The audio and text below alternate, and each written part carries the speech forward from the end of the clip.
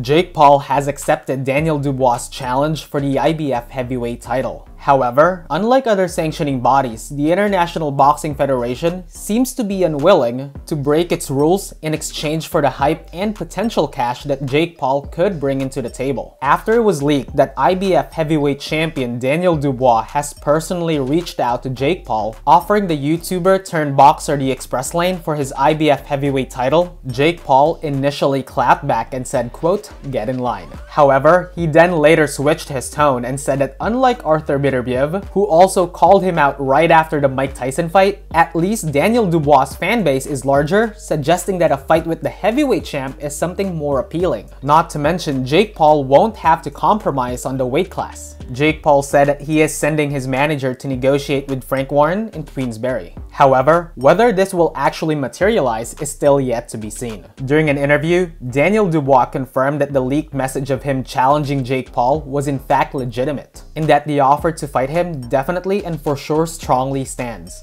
Daniel Dubois indicated that the ball is now on Jake's court, whether he'll actually stay true to his words and negotiate with Frank Warren.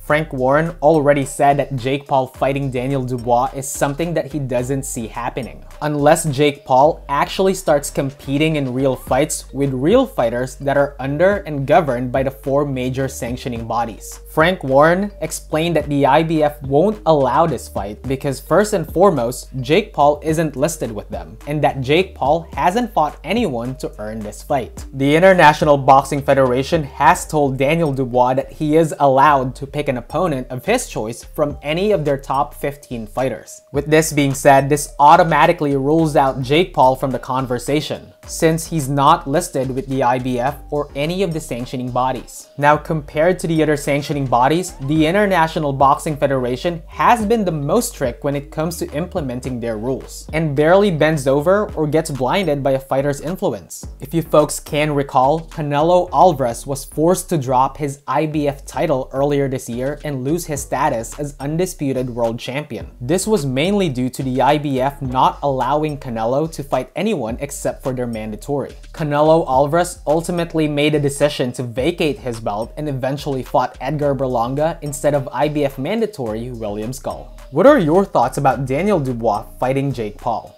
Do you think this is fair? Let me know in the comment section. Thank you so much for watching, and as always, please don't forget to click that like and subscribe button for more quick talks.